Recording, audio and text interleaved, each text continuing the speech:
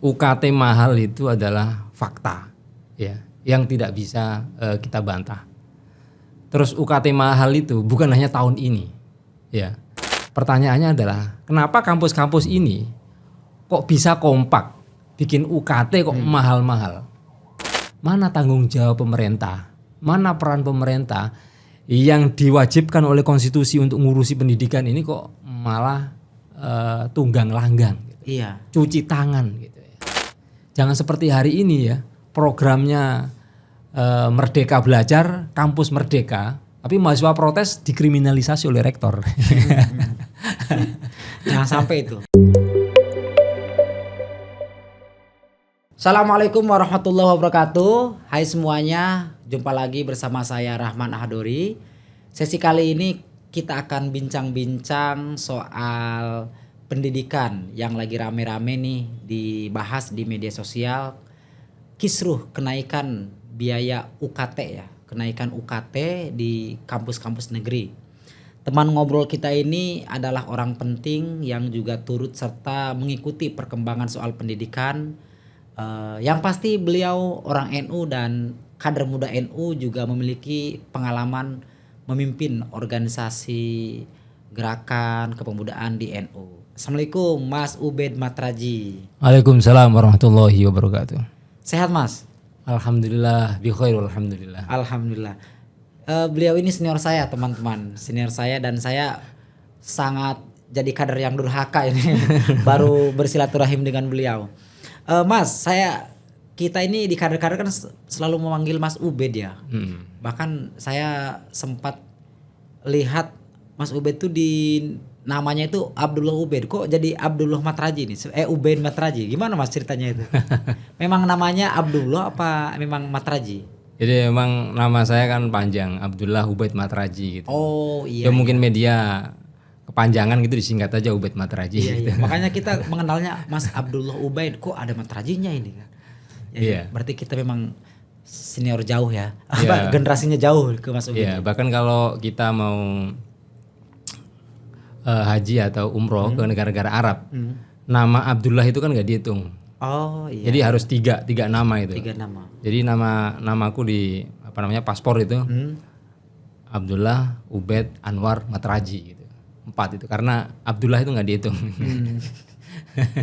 Ya begitulah kira-kira Bang ya. Iya. Oke, Bang, gimana aktivitas nih? Kemana aja sekarang nih setelah dari Lakpasdam tidak lagi bergabung secara aktif di sana? Iya. Ya alhamdulillah kita masih bersama dengan masyarakat sipil melakukan advokasi dan pendampingan terhadap masyarakat yang katakanlah sampai hari ini itu mereka masih left behind, masih ketinggalan dalam urusan pendidikan gitu. Jadi jangankan mereka masuk sekolah gitu. Jadi mereka ini masuk kriterianya out of school. Ya, jadi mereka ini nggak bisa masuk sekolah gitu.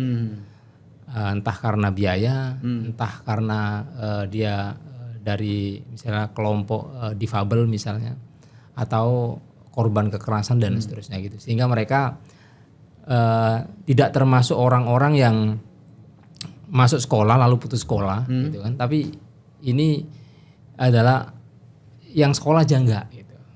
Berarti sekarang Mas Ubed ini fokus di JPPI. Iya.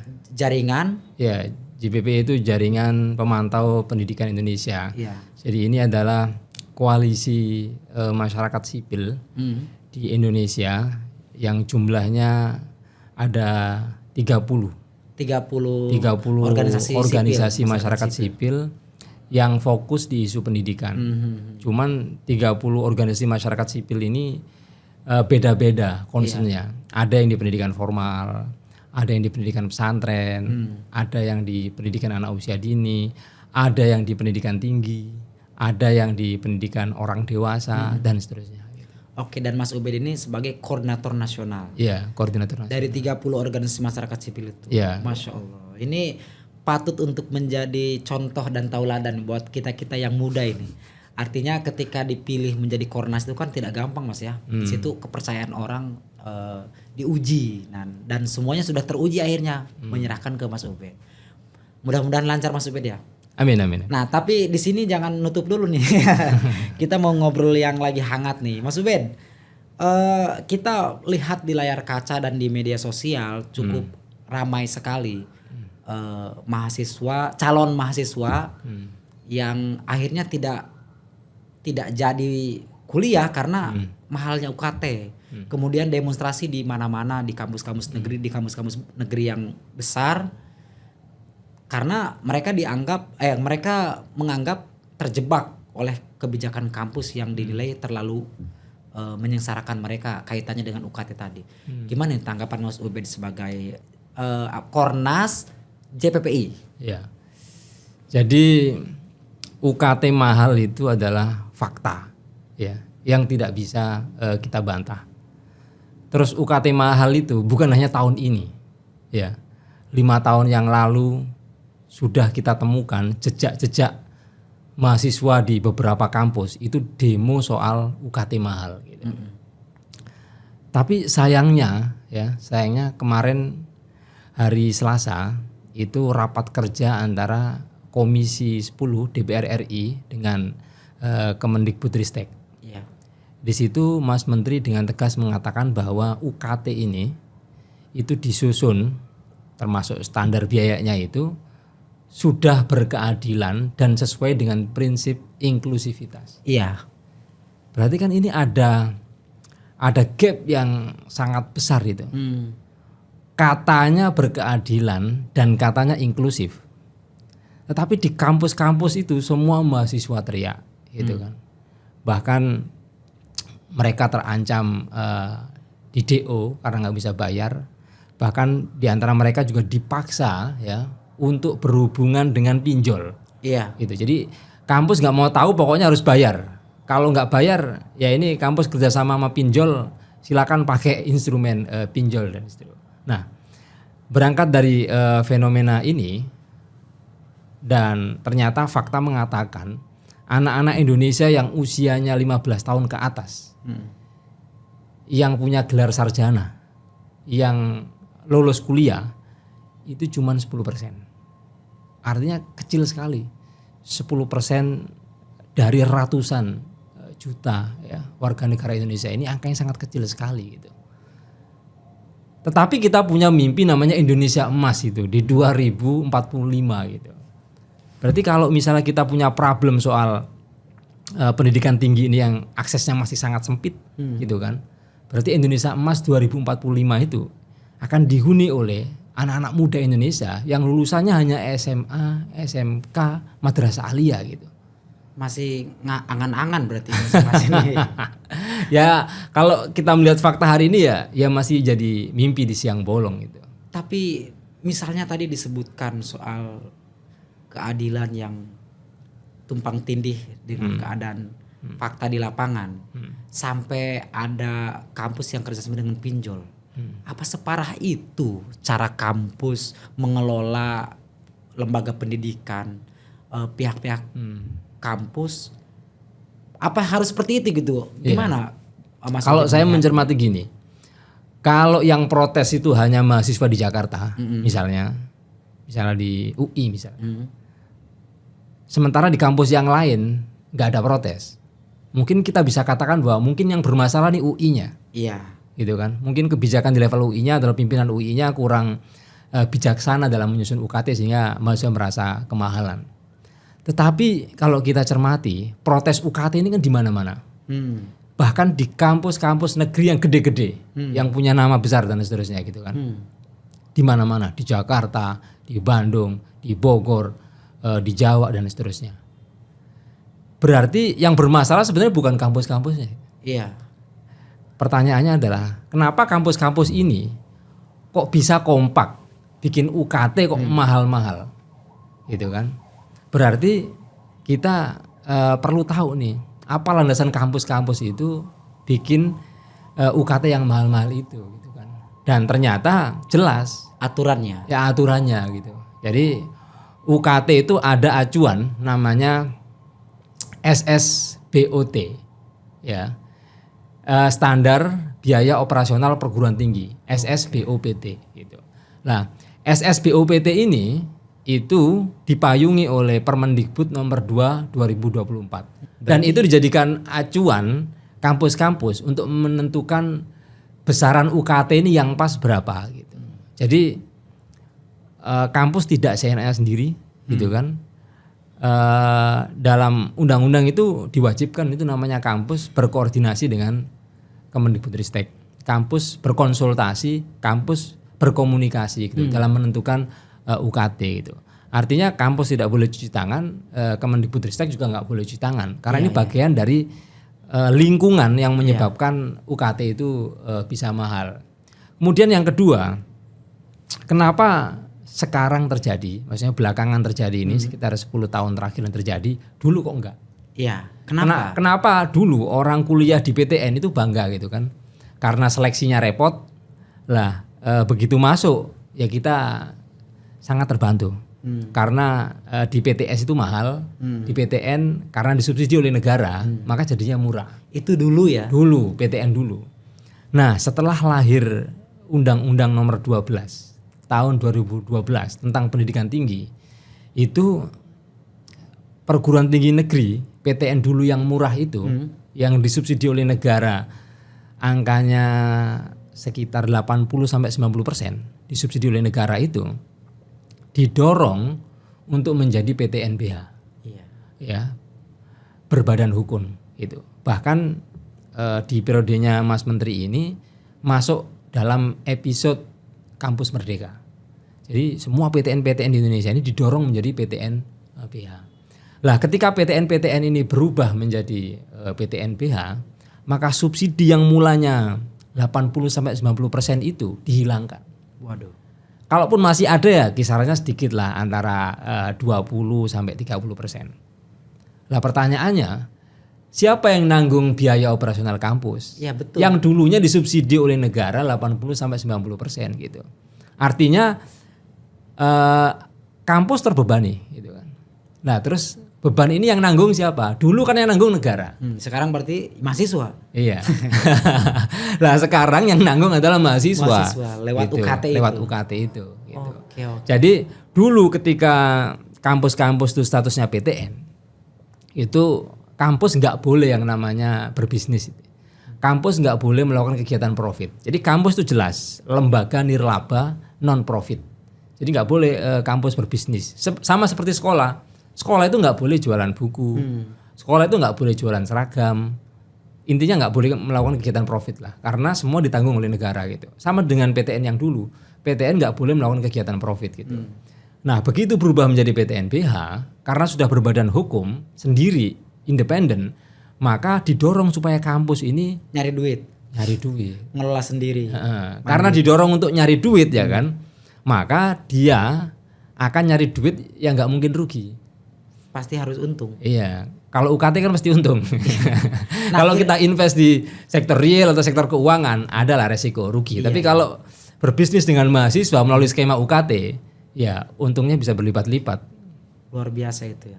Nah, kira-kira bisa nggak kita kembali ke aturan lama yang perguruan tinggi negara mensubsidi, kemudian kampus tidak boleh melakukan praktik jual beli gitu? Bukannya bisa nggak ya? Mestinya kita harus balik on the right track lah, ke track yang semestinya gitu. Jadi kalau amanat Undang-Undang Dasar 45 ya, alinea keempat itu kan jelas apa sih tujuan para pendiri bangsa ini mendirikan NKRI ini. Salah satu yang diinginkan oleh para pendiri bangsa ini adalah mencerdaskan kehidupan bangsa gitu. Nah dalam konteks mencerdaskan kehidupan bangsa, ya negara melayani, ada bentuknya sekolah, ada bentuknya madrasah, ada bentuknya perguruan tinggi, ada bentuknya Mahat Ali dan seterusnya. Itu adalah layanan-layanan yang wajib, ya hukumnya wajib ini, yang wajib disediakan oleh pemerintah karena ini bagian dari amanat Undang Dasar 45. Gitu. Jadi kalau sekarang pemerintah nggak menyediakan layanan, lalu marah PTN dijadikan PTNBH, disuruh mandiri, tidak pembiayaan, pertanyaannya adalah mana tanggung jawab pemerintah, mana peran pemerintah yang diwajibkan oleh konstitusi untuk ngurusi pendidikan ini kok malah tunggang langgang, gitu. Iya. Cuci tangan gitu ya. Jadi pemerintah ini berdosa terhadap amanah konstitusi ini ya kan, punya dosa terhadap para pendiri bangsa ini yang ditugaskan untuk ngurusin pendidikan ya, membantu rakyat untuk mencerdaskan kehidupan bangsa gitu, kok malah ditinggalkan peran ini. Oke, jadi dalam konteks hari ini bicara soal masalah kenapa UKT tinggi, kemudian kenapa PTN sekarang bisa menjadi PTNBH misalnya, salah satunya adalah karena aturan yang tahun 2012 tadi, Undang-Undang 2012 ya, Undang-Undang Pendidikan Nasional berarti itu ya, Undang-Undang Pendidikan Tinggi tahun 2012. Selanjutnya yang peraturan yang terbaru yang 2004 yang Mas Nadiem ini ya, yang dikeluarkan Mas Nadiem. Iya, kalau Undang-Undang 2012 itu kan payung besarnya. Payung besarnya. Nah, yang Permendikbud 2 2024 ini adalah standar biaya operasional perguruan tinggi. Lebih ke teknikal. Iya, lebih teknik. Misalnya UKT untuk rumpun sains misalnya itu besarannya berapa, itu diatur di situ.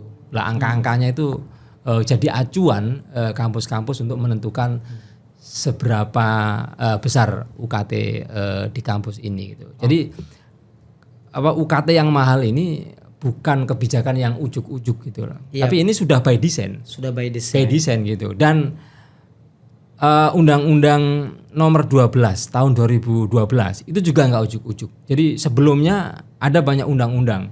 Dulu namanya ada Undang-Undang Badan Hukum Pendidikan.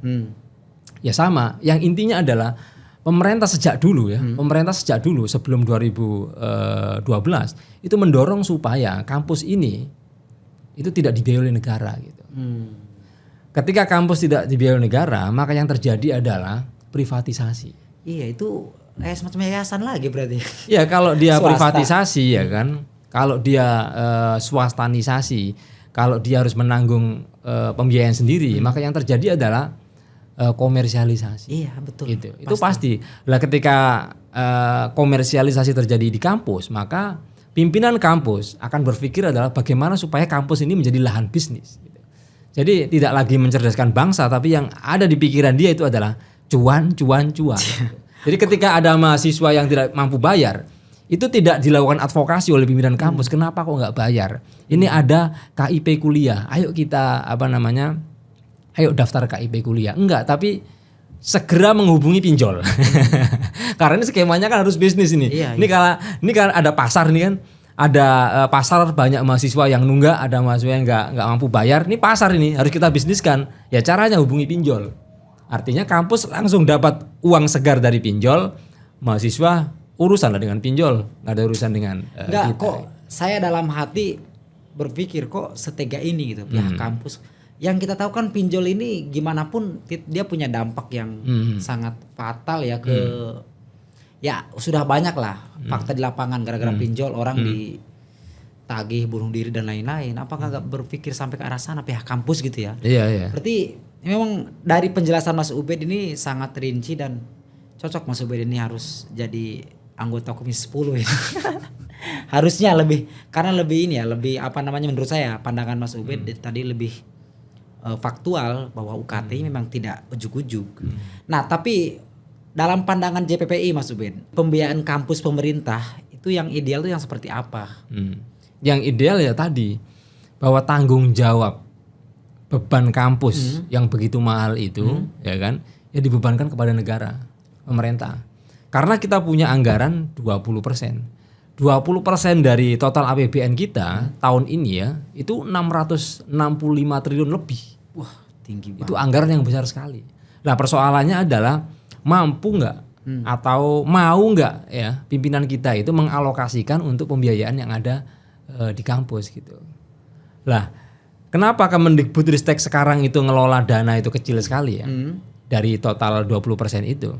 Ya karena memang Kemendikbudristek nggak mau ngurusin kampus-kampus. Coba kalau misalnya skema subsidi pembiayaan kampus-kampus negeri itu menjadi tanggung jawab dan peran itu dimainkan oleh Kemendikbudristek, maka anggaran yang dikelola Kemendikbudristek akan banyak. Apa ini juga sejalan dengan bahasa Kemendikbudristek yang mengatakan kampus pendidikan tinggi ini tersier gitu ya? Tersier. Iya. Jadi tidak menganggap wajib bagi mereka ya? Iya, saya menganggap bahwa pernyataan Kemendikbud soal tertiary education itu bukan slip of tongue, bukan salah ngomong, enggak. Tapi ini soal cara pandang dan juga kebijakan yang sudah dilakukan gitu. Iya Jadi sih. karena ini adalah pendidikan tersier, ya kan, maka kelompok-kelompok tertentu saja yang bisa akses gitu. Jadi kalau ada sebagian masyarakat yang tereksklusi, ya kan, terdiskriminasi, termarginalisasi gara-gara nggak mampu bayar, itu ya emang kamu berada di situ nggak usah kuliah. Iya ya. Ini adalah tertiary needs gitu kan, dan ini adalah barang mewah, barang mahal gitu kan. Yang Ya, tidak semua orang bisa masuk. tidak semua bisa masuk gitu. Itu soal cara pandang gitu. Tapi kalau misalnya dibalik ya, kalau mereka punya cara pandang bahwa Indonesia emas 2045 itu harus kita siapkan. Sekarang misalnya kemarin rame ternyata Gen Z kita itu kan jutaan ternyata yang masih menganggur itu kan. Hampir 10 juta itu yang menganggur gitu kan. Kemudian tadi yang bisa akses ke perguruan tinggi anak usia 15 tahun ke atas cuma 10%. Berarti negara harus berpihak ya kan. Negara harus bertanggung jawab bagaimana supaya anak-anak Indonesia yang sudah lulus SMA, lulus madrasah aliyah, lulus SMK ini kita pastikan mereka supaya bisa duduk di bangku kuliah gitu. Nah, maka dibikinlah skema-skema subsidi baik untuk PTN maupun PTS gitu. Karena kursi PTN ini kan terbatas. Iya. Ya, karena terbatas otomatis anak-anak Indonesia nih nggak semuanya terserap atau tertampung di PTN. Karena itu subsidi di perguruan tinggi ini harus ya di PTN ya, di PTS ya gitu. Karena kenapa itu harus dilakukan? Karena negara punya peran penting, punya concern bagaimana supaya sumber daya manusia kita ini berkualitas. Betul, betul. Tidak seperti sekarang ini misalnya dalam soal literasi dan numerasi aja kita masih terburuk sedunia gitu kan. Dibanding negara-negara Tetangga aja kita kalah. Bahkan sampai skor minimum aja kita nggak capai. Nggak capai. Gitu. Nah, Mas Ubed, dengan kondisi seperti ini, apakah Mas Ubed optimis Indonesia emas itu akan terwujud? Ya kalau tidak ada perubahan ya di level kebijakan atau sistem di pusat, ya mungkin bukan Indonesia emas ya. Tapi kita nggak berharap ini terjadi. Yang terjadi mungkin Indonesia cemas ya karena karena kita bonus demografi tapi ternyata bonus demografi kita ini tidak ditopang oleh sumber daya manusia yang berkualitas gitu. Sekarang aja rata-rata lama sekolah orang Indonesia nih itu masih di angka 8, sekian. Artinya SMP aja nggak lulus. Iya, betul. Gitu. Artinya kalau rata-rata lama sekolah orang Indonesia SMP aja nggak lulus gitu, ya kita bisa lihat gitu kan. Kemudian pemberitaan media massa hari ini ternyata tenaga kerja Indonesia itu memang dihuni lulusan SD dan SMP. Kenapa bisa begitu? Ya karena tadi rata-rata lama sekolah warga negara Indonesia SMP aja nggak lulus, masih di angka 8, sekian. Miris ya. Ya, artinya kita butuh pemerintah ya, kita butuh peran Kemendikbudristek yang fokus ya, yang berpihak gitu kepada bagaimana right to education itu for all, no discrimination, no one left behind gitu. Jangan ada satupun anak Indonesia yang ketinggalan gitu. Lah menurut data JPPI bukan hanya satu yang ketinggalan di Indonesia ini, tapi ada 3 juta lebih. 3 juta lebih. 3 juta lebih anak-anak Indonesia yang sekolah aja nggak bisa. Ini sekolah loh ya, belum kuliah nih ya. Yang sekolah aja nggak bisa gitu. Padahal pemerintah penyebabnya nggak bisa tuh kenapa tuh kalau temuan JPPI? Ya ini, jadi apa yang dipidatokan, apa yang menjadi kebijakan itu nggak sesuai dengan yang di lapangan. Gitu. Okay. Contoh misalnya kan, wajib belajar 12 tahun, ya kan, wajib belajar 9 tahun. Di undang-undang kita ya, pasal 31, Undang-Undang Dasar 45, Undang-Undang Sisdiknas pasal 34 itu jelas. Wajib belajar itu bebas biaya. Bebas biaya. Bebas biaya. Gitu. Nah sekarang tanya, Emang ada sekolah gratis? Iya. Artinya kemarin ribut-ribut soal studi tour. Study tour. Iya, study tour. Kenapa? Ya, karena bayar mahal. Hmm. Ada ribuan anak-anak Indonesia, ya kan, gara-gara nggak bayar studi tour. Jangankan dapat ijazah, surat keterangan lulus saja ditahan sama sekolah. Masya Allah. Astagfirullah. Dan itu terjadi di sekolah negeri ya, di sekolah swasta gitu. Jadi untuk membayar uang studi tour nggak bisa. Ya saya tidak katakan semua wali murid ya. Iya. Yang wali murid ya orang kaya yang berduit ya nggak masalah mau studi tour ke luar negeri juga dibayar. Iya. Tapi bahwa masyarakat Indonesia hari ini itu banyak yang masih mengalami bahwa pungutan-pungutan di sekolah itu sangat memberatkan. Iya. Jadi orang Indonesia masih mikirin lulus SD siapkan duit untuk lulus lanjut ke SMP. Mempersiapkan duit lagi untuk lanjut ke SMA gitu. Fokusnya ke situ. Tapi sekolah kan ada uang studi tour, ada uang outing kelas, ada uang ekstrakurikuler, ada uang buku, ada uang padahal amanat konstitusi kita bilang bebas biaya gitu. Iya, dan juga Kemendikbud bilang gratis gitu iya. kan.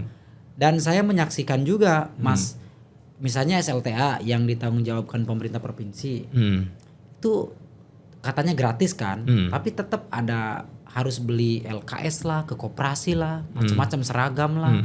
Ya itulah temuan-temuan di lapangan masyarakat soal. Iya, karena menurut saya sih tidak ada ketegasan ya dari pemerintah gitu. Saya yakin kepala sekolah misalnya ataupun pimpinan perguruan tinggi itu nggak akan berani macam-macam kalau pemerintah itu tegas gitu. Iya. Contoh misalnya di suatu provinsi atau kabupaten kota yang pemerintahnya menerapkan pendidikan bebas biaya misalnya. Cukup dengan statement, kalau ada sekolah yang menarik iuran kepada orang tua, langsung kepala sekolah dan sekolahnya akan saya berikan sanksi tegas. Iya. Emang ada yang berani? Kepala sekolah terus diam-diam itu? Nggak berani. Kalau masyarakat merasa menjadi korban pungli, lapor ke saya. Ini nomornya 24 jam terbuka. Khusus untuk pungli di sekolah. Kalau ada pungli, silakan masyarakat rapor, langsung sekolahnya saya datengin, langsung sekolahnya saya tidak tegas. Lah kira-kira kalau dinas pendidikan di kabupaten kota, di provinsi bilang kayak gitu, berani nggak nekat kepala sekolah bikin acara-acara yang pungli gitu? Iya. Nggak berani. Nah ini, jadi antara iya apa enggak gitu kan. Dinasnya ini diangkat oleh siapa, kepala sekolah diangkat siapa, saling tersandra dan seterusnya gitu loh, korbannya masyarakat. Ini baru ngomongin soal UKT, belum lagi soal honor guru yang murah banget ya. Ya. Padahal biayanya kita mahal tapi honornya gurunya Ya mahal. itu juga penting juga yang sampai hari ini kita nggak bisa bayangin ya, Mas Rahman ya, di Jakarta ini di Duren Sawit ya, sekolah dasar negeri di Duren Sawit. Duren Sawit ke Istana Negara itu kan paling sejam ya. Itu guru di sekolah dasar negeri ya di Duren Sawit gajinya 300.000. Mas, Di Jakarta ini.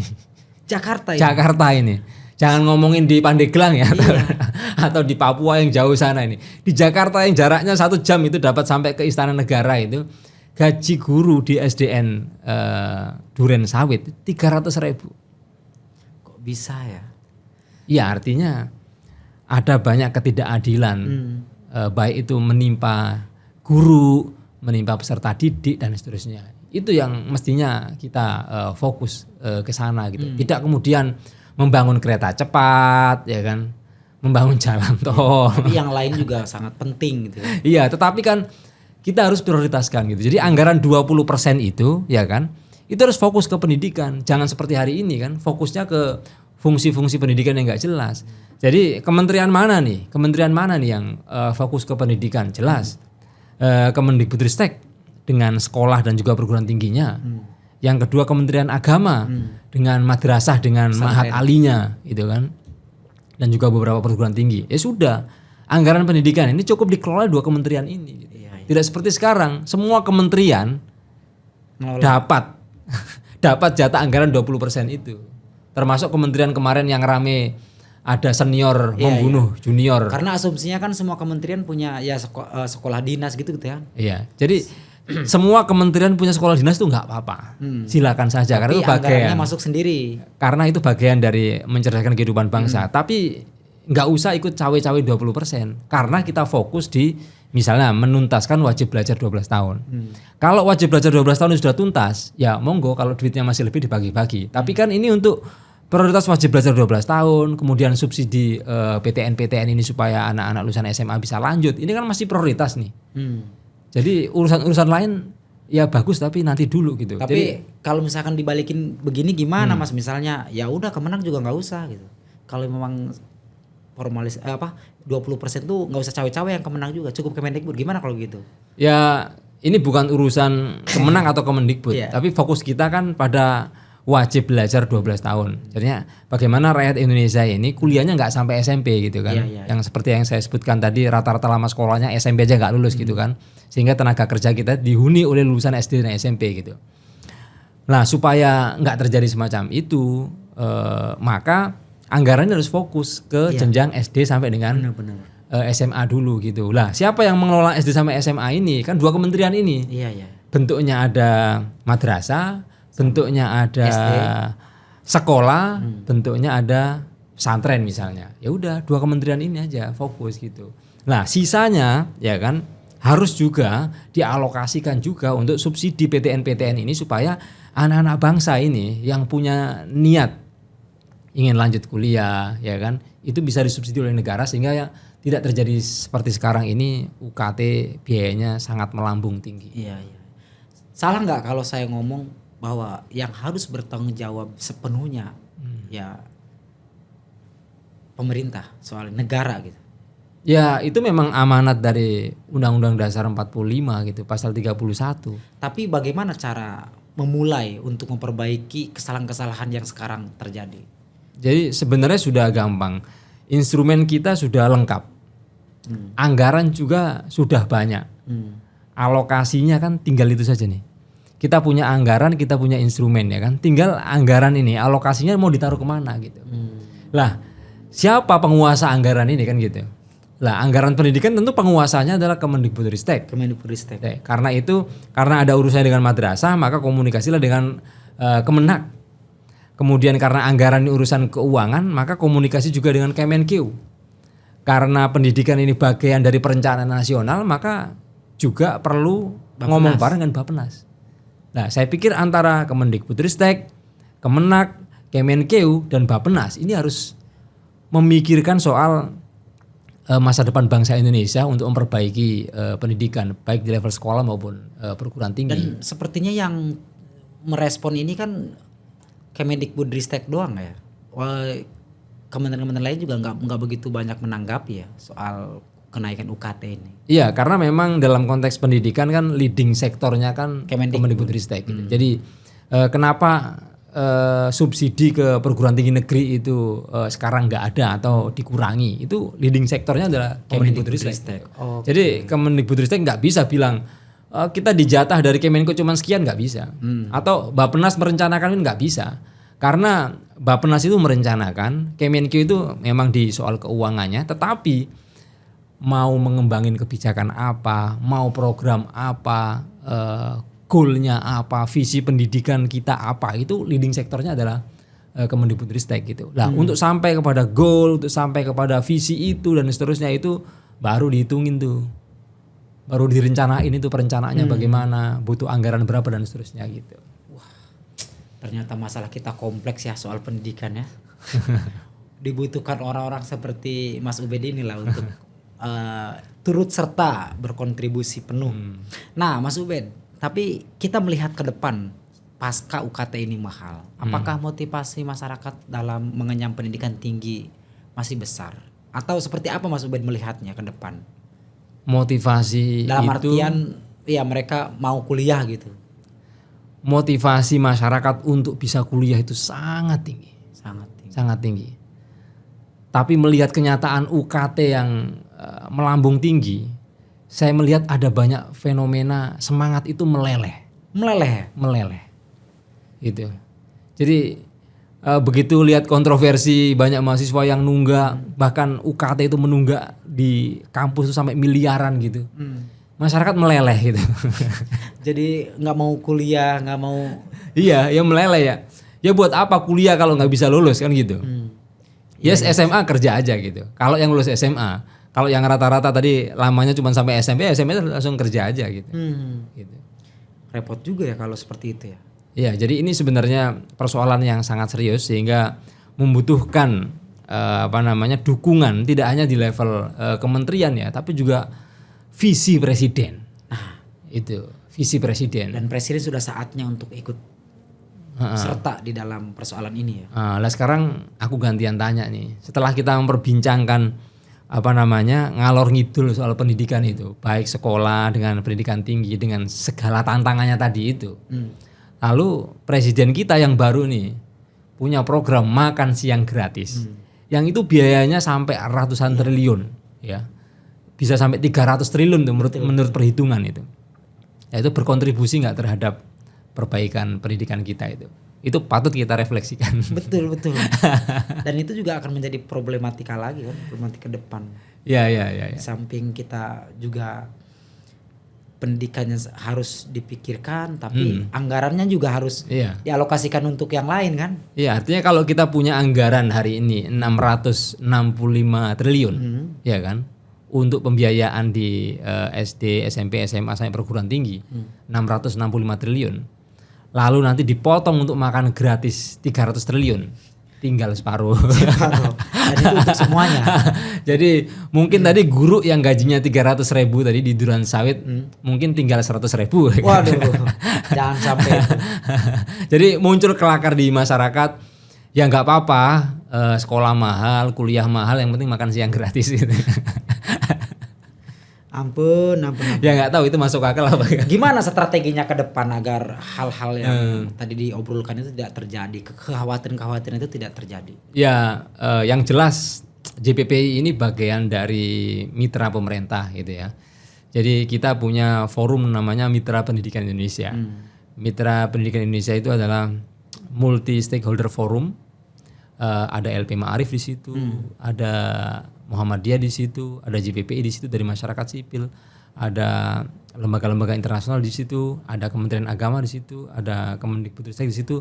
Kita memanfaatkan forum-forum bersama itu untuk menyuarakan soal pentingnya prioritas pada peningkatan kualitas pendidikan di Indonesia, baik di jenjang dasar menengah sampai dengan perguruan tinggi gitu. Artinya kita harus jaga bahwa anggaran 20% ini jangan sampai tidak tepat alokasinya gitu. Kalau alokasinya tidak tepat, maka yang terjadi adalah ya pemborosan anggaran gitu. Dan sayangkan gitu. Nah, kalau toh misalnya nanti ada pemerintah baru punya program baru, misalnya makan siang gratis, ya kita berharap bahwa program makan siang gratis ini tidak mengambil dari jatah 20% itu gitu. Kalau ngambil dari jatah 20% itu sudah guru-guru nggak gajian. Wah, berat itu. Yaitu penzoliman yang luar biasa. Pokoknya resikonya akan lebih mengkhawatirkan ya kalau 20% diambil ke makan siang gratis. Iya, pasti nanti guru nggak gajian gitu kan, sekolah-sekolah rusak, perguruan tinggi mungkin nggak ada mahasiswanya. Karena sangat mahal dan tidak terjangkau gitu. Jangan sampailah kalau seperti itu ya. Ya kita berharap bahwa monggo makan gratis itu mungkin bagian dari komitmen saat kampanye dan sudah menjadi janji presiden. Tapi ambil dari skema yang lain gitu. Iya. Mungkin dari private sector atau anggaran kesehatan atau anggaran apapun lah yang tidak mengganggu 20% anggaran pendidikan ini. Oke, Mas, bicara soal pendidikan murah dan berkualitas, negara mana yang patut kita contoh? Ya banyak ya. Jadi ada model negara-negara itu yang memang menjadikan sekolah ataupun kampus itu menjadi lahan bisnis.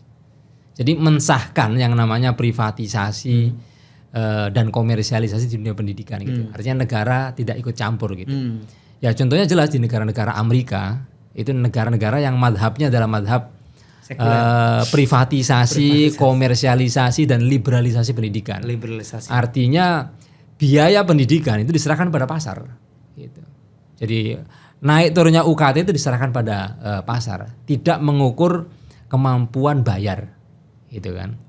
Nah, kalau kita madhabnya merujuk ke Amerika, ya kan, atau mungkin karena menterinya lulusan Amerika gitu ya, maka akan carut marut Indonesia ini kalau terjadi privatisasi, komersialisasi dan juga liberalisasi di jenjang pendidikan sekolah dasar, menengah sampai perguruan tinggi gitu kan, di mana sekolah ini menjadi lahan bisnis gitu kan.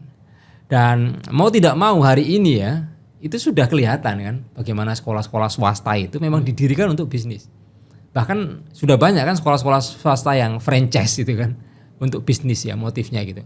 Masuk aja bayarnya 40 juta itu sudah mulai banyak itu. Artinya kalau nggak ada undang-undang yang menggawangi bahwa pendidikan dasar dan menengah ini adalah tanggung jawab pemerintah, mungkin semuanya sudah dibisniskan dari jenjang sekolah dasar sampai perguruan tinggi gitu. Nah, di samping itu banyak juga negara-negara yang meletakkan pendidikan itu sebagaimana Indonesia. Pendidikan adalah public goods, gitu kan, barang publik gitu, yang semua orang tidak boleh ada diskriminasi untuk bisa menikmatinya. Gitu. Lah di Indonesia Undang-Undang Dasar 45 kita itu frameworknya kayak gitu, bahwa pendidikan itu adalah public goods. Gak boleh ada satupun anak Indonesia yang tidak bisa merasakan layanan pendidikan yang disediakan oleh pemerintah, gitu. Dan pemerintah wajib membiayainya. Gitu. Negara mana itu Mas? Misalnya di Jerman. Jerman Ya, Jerman itu negara mulai dari pra-TK, PAUD sampai perguruan tinggi itu free. Ini ya. Bebas biaya, Gratis, bebas biaya. Sampai orang luar negeri, Mas Rahman nanti kalau pengen lanjut kuliah gratis ya langsung aja beli tiket pesawat ke Jerman, nanti di sana gratis. Gitu. Oh langsung ya? Iya. Langsung gratis di sana? Iya langsung daftar gratis ke sana gitu. Ya karena pemerintah memandang bahwa mencerdaskan kehidupan bangsa itu adalah tanggung jawab pemerintah. Karena itu investasi yang terbesar itu adalah investasi pendidikan. Dan yang namanya investasi itu nggak mungkin rugi, nanti returnnya gitu loh. Jadi ketika pendidikan ini dipandang sebagai spending, maka menjadi masalah. Nah kalau pendidikan ini dipandang ini adalah investasi, maka akan berdampak banyak. Gitu. Contoh misalnya gini, kalau pendidikan kita ya berhasil menciptakan sumber daya manusia yang berkualitas, ya kan, sumber daya manusia yang berintegritas, maka lulusan perguruan tinggi ini jadi DPR, jadi dirjen, jadi menteri, jadi pengusaha, dan mereka adalah orang-orang yang berkualitas, orang-orang yang jujur, orang-orang yang anti korupsi. Kira-kira negara kita menjadi negara baik atau negara terkorup? Negara baik lah. Iya. Tidak seperti hari ini gitu kan, yang indeks persepsi korupsi kita semakin hari semakin parah. Gitu. Karena orang-orang lulusan sekolah ini, orang-orang lulusan perguruan tinggi ini gitu, mereka mungkin pinter secara akademik gitu, tapi nggak punya integritas. Nah, salah satu sektor yang bertanggung jawab itu adalah sektor pendidikan. Bagaimana dulu pendidikan karakter di sekolah? Iya. Bagaimana dulu pendidikan karakter di perguruan tinggi? Ketika di sekolah itu tidak dianggap sebagai prioritas, kualitasnya buruk, maka pendidikan karakter buruk, sumber daya manusianya tidak berintegritas, mereka jadi anggota DPR yang korupsi. Mereka menjadi menteri yang korupsi. Mereka menjadi pimpinan-pimpinan lembaga negara yang dikasih amanah mengelola anggaran, mereka melakukan penyelewengan gitu. Artinya ketika pendidikan ini tidak dikelola dengan baik, nanti returnnya adalah kebobrokan di parlemen, kebobrokan di eksekutif, kebobrokan di ranah hukum dan seterusnya gitu. Semakin kemana-mana ya nantinya. Iya. Makanya pendidikan itu sangat fundamental. Mas, dari awal sampai pada yang terakhir soal pentingnya pendidikan, mungkin bisa disampaikan ke kita apa saja rekomendasi JPPI yang menurut Mas Ubed itu relevan untuk diadopsi oleh pemerintah, oleh semuanya untuk mengurai persoalan UKT ini. Ya. Yang pertama perlu kita sorot adalah bahwa pendidikan ini faktor yang sangat menentukan apakah cita-cita para pendiri bangsa ini bisa tercapai. Apa yang kita impikan tentang Indonesia emas 2045 itu bisa kita raih gitu ya. Karena itu sektor pendidikan ini menjadi sektor yang sangat penting gitu. Nah, bagaimana menciptakan pendidikan yang berkualitas dan juga berkeadilan bagi semua masyarakat Indonesia?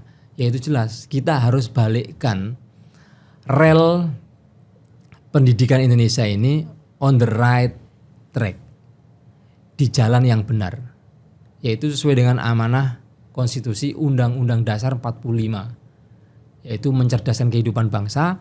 Itu menjadi tanggung jawab pemerintah, dan seluruh warga negara Indonesia bisa mengikuti, ya, bisa mendapatkan layanan pendidikan yang berkualitas dan berkeadilan yang sudah disediakan oleh pemerintah gitu. Jadi jangan lagi ada kebijakan itu justru pemerintah lari dari tanggung jawab soal mencerdaskan kehidupan bangsa. Gitu. Jadi pemerintah harus hadir, pemerintah harus berpihak ya kepada seluruh warga negara Indonesia. No one left behind. Jangan sampai ada satu pun yang ketinggalan. Jangan sampai ada satu pun yang nggak sekolah. Gitu. Jangan sampai ada satu pun mahasiswa itu yang nggak bisa bayar UKT lalu drop out gitu ya. Kita nggak ingin itu semua. Karena ini adalah kerja bersama, maka pemerintah tentunya punya peran yang sangat strategis, dan ini ada Kemendikbudristek, ada Kementerian Agama, ada Kemenkeu, ada Bappenas. Ini harus dirumuskan bersama. Apalagi ini kita menuju pemerintah yang baru, presiden yang baru. Jadi kerja bersama kementerian itu juga harus menjadi visi presiden. Jadi visi presiden itu harus menjadikan pendidikan sebagai prioritas. Jangan seperti yang sudah-sudah, pendidikan ini hanya jadi pelengkap penderita. Gitu. Karena pendidikan hanya menjadi pelengkap penderita, ya tidak dianggap sebagai sektor strategis gitu. Sehingga yang dibilang revolusi mental dan seterusnya itu nggak terjadi apa-apa 10 tahun. Gitu. Nah karena itu bagaimana pendidikan itu menjadi prioritas dan tidak menjadi sektor yang pelengkap penderita saja gitu. Pelengkap penderita ya. Mengerikan bahasa-bahasanya ini kalau misalkan ini beneran terjadi ke kita. Mas Ubed, terima kasih sudah hadir di Suara NU, dan tentu ini menjadi permulaan. Masih banyak saya rasa isu pendidikan yang mesti dikupas tuntas di Suara NU. Apa Mas Ubed harapan terakhir dari Mas Ubed agar setiap persoalan pendidikan itu bisa segera kita sama-sama selesaikan, selain soal rekomendasi yang disebutkan tadi? Yang pertama, semua ini kan diawali dengan kebijakan pemerintah, ya kan? Maka kebijakan pemerintah itu jangan top down, harus berdasarkan perencanaan yang matang, berdasarkan evidence base yang bisa kita pertanggungjawabkan, juga suara-suara dari bawah itu penting. Lah, sehingga misalnya jangan ada lagi kemudian sampai hari ini ada jutaan guru yang statusnya aja nggak jelas. Iya. Jadi mereka ini namanya masuk Dapodik aja nggak gitu. Apalagi masuk list calon P3K itu masih jauh gitu. Dan gajinya 100.000, 200.000, 300.000 gitu. Miris ya Allah. Jangan sampai kayak gitu kan. Apalagi kemudian berencana guru mau ditaruh di marketplace dan seterusnya. Itu aduh ugal-ugalan itu. Jadi yang penting adalah bagaimana perencanaan kebijakan pendidikan itu secara matang, evidence based, dan jangan top down. Harus dibuka forum-forum uji publik ya sebelum kebijakan itu diketok palu gitu. Sehingga dari forum-forum uji publik itu ada perdebatan, ada dialog, sehingga ketika kebijakan itu dirilis itu dampaknya akan sangat baik gitu. Kemudian kedua, ketika kebijakan itu sudah dilaksanakan, ya kan, pemerintah jangan lepas tangan, karena sistem kita ini adalah desentralisasi. Seringkali kejadian di bawah, ketika ditanya ke pemerintah pusat, nah itu kan pemerintah provinsi urusannya. Iya, iya. Kita kan sudah bikin aturan, jadi tugas kita udah selesai gitu. Jadi nggak bisa mengelola pendidikan itu saling lempar tanggung jawab begitu. Jadi antara Kemendikbudristek, antara Kementerian Agama dengan madrasah yang di provinsi kabupaten kota, dengan sekolah yang di provinsi kabupaten kota, itu harus sinergi terus. Meskipun secara kebijakan otonomi daerah dan seterusnya itu bagian dari desentralisasi. Tetapi kebijakan yang sudah diuji publik, yang sudah sangat matang, yang sudah sangat bagus itu juga harus dikawal. Bagaimana diseminasi, bagaimana memastikan sekolah-sekolah bisa menjalankan. Kalau sekolah nggak bisa melaksanakan, kita dampingi untuk melakukan capacity building, ya kan? Kurangnya apa? Ya kan? Kalau yang sudah bisa silakan jalan, kita perkuat pengawasannya, gitu kan. Sehingga apapun yang kebijakan baik di Indonesia yang dikritik oleh pemerintah pusat itu di lapangannya berjalan baik. Gitu. Contoh misalnya pencegahan kekerasan di sekolah, itu sangat baik. Tapi sampai hari ini kekerasan seksual masih di mana-mana, bullying senior kepada junior masih di mana-mana dan seterusnya. Gitu. Karena apa? Ya yang pusat merasa saya sudah terbitkan peraturan, gitu. Iya. Yang di daerah saya sudah bentuk satgas gitu kan. Terus kalau sudah ada aturan, ada satgas, dianggap selesai gitu. Padahal kan problemnya kan ini tidak hanya di level perilaku dan sikap. Ini sampai ke mental model kan. Iya. Soal cara pandang, soal sistem dan seterusnya gitu. Dan yang terakhir adalah kita perlu mendengarkan banyak. Gitu. Jadi ketika kebijakan itu sudah sangat akomodatif dan diharapkan dampaknya besar. Lalu yang kedua kita melakukan pendampingan, melaksanakan dan memastikan bahwa itu dilaksanakan dengan baik. Tapi kan kita tidak tahu tantangan-tantangan di pelaksanaannya itu seperti apa. Karena itu suara masyarakat penting. Masyarakat protes itu penting, ya kan? Suara-suara dari akar rumput itu penting. Penting untuk didengar, penting untuk diajak dialog, penting diberikan ruang untuk mereka bisa menyampaikan apakah kebijakan yang sudah direncanakan dengan baik, gitu kan? Sudah dilakukan pendampingan dengan baik, itu apakah berdampak kepada masyarakat? Karena masyarakat ini kan beneficiaries ya. Mereka adalah penerima manfaat dari program-program pemerintah itu. Apakah benar hal yang sudah diniati baik oleh pemerintah itu berdampak kepada masyarakat gitu. Nah itu perlu kita dengarkan gitu kan. Contoh misalnya pemerintah bikin pelatihan untuk guru, misalnya melalui platform PMM gitu kan. Nah itu didengarkan. Apakah dengan platform PMM itu yang tujuan pemerintah kan bagus nih, meningkatkan kompetensi guru kan bagus, ya kan? Nah menurut guru gimana? Selaku usernya ini, benar nggak ada peningkatan? Atau malah membebani guru gitu kan? Kalau ada peningkatan berarti kita kembangkan terus nih platform ini gitu kan. Tapi kalau guru banyak yang ngomong terbebani, guru yang ngomong nggak ada efeknya, guru yang ngomong harus ditiadakan dan seterusnya, maka penting untuk melakukan evaluasi, melakukan perubahan kebijakan gitu. Tidak kemudian membabi buta membela kebijakannya, itu enggak perlu sampai gitulah. Nah, ketika itu terjadi maka aktor pendidikan kita itu bukan hanya Kemendikbudristek gitu. Aktor pendidikan kita enggak hanya dinas pendidikan, tapi masyarakat sangat aktif, peserta didik ikut berkontribusi, guru juga merasa diberikan ruang untuk berbicara, diberikan ruang untuk melakukan protes gitu, sehingga suasana ekosistem sekolah itu ekosistem yang merdeka gitu. Jangan seperti hari ini ya, programnya Merdeka Belajar, kampus merdeka, tapi mahasiswa protes dikriminalisasi oleh rektor. Jangan sampai itu. Jangan sampai. Tapi ada yang kayak gitu ya? Ada kemarin. Ini mau mancing-mancing lagi. Oke pemirsa, demikian perbincangan kami. Tadi sudah banyak diurai kaitannya dengan masalah-masalah pendidikan yang terjadi di Indonesia. Salah satunya adalah persoalan UKT ya. Kita bertemu di lain kesempatan. Terima kasih. Wallahul muwaffiq ila aqwamit thoriq. Wassalamualaikum warahmatullahi wabarakatuh.